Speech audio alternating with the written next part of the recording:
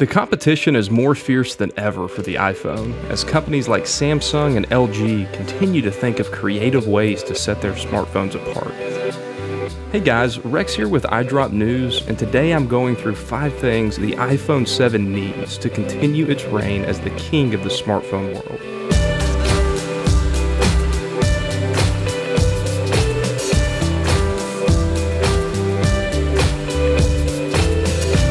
Probably more than any other area, the display game is where Apple has really started to fall behind. It's hard to deny that the Quad HD OLED screens on Samsung's latest Galaxy S7 line look quite a bit better than any display Apple has put in an iPhone.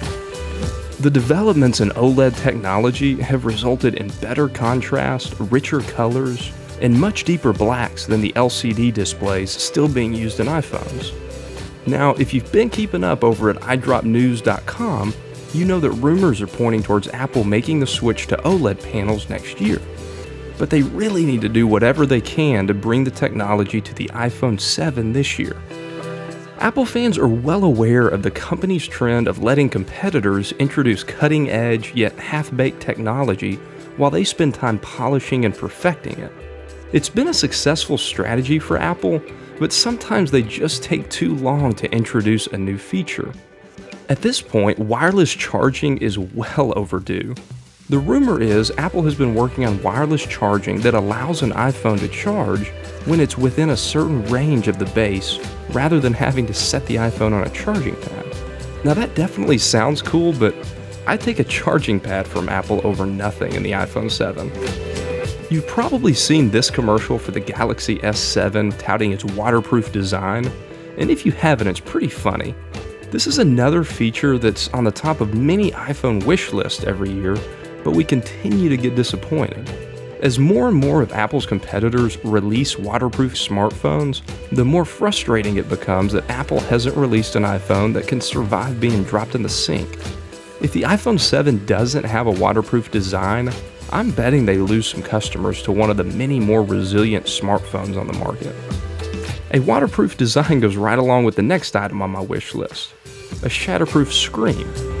Along with water damage, shattered displays continue to be the primary way iPhones get ruined. I've fallen victim to a shattered iPhone screen a couple of times.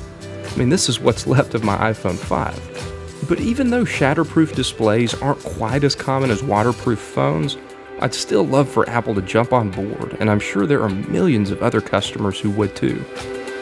Now, there are mixed opinions surrounding 3D Touch, but I for one find the feature really useful. The problem, however, is that it's still very limited and hasn't really been implemented nearly as well as it could be. Of course, a lot of that's understandable since it's hard to convince developers to spend time on a feature that's still only on a handful of iPhones. But I really would like to see the iPhone 7 bring with it some improvements to 3D Touch. For example, the Control Center is a place that would be perfect for 3D Touch. It would be great if you could just press the Wi-Fi icon and nearby hotspots popped up. We will find out what the iPhone 7 has in store soon enough, but here's to wishful thinking. Well, to stay up to date with the most recent iPhone 7 coverage, stay tuned to iDropNews.com. Also, you can find us over in the News app on your iPhone or iPad. Well, that does it for this video, guys. I hope you enjoyed it. And as always, keep it locked right here to iDrop News for more, and I'll catch you guys in the next one. Later.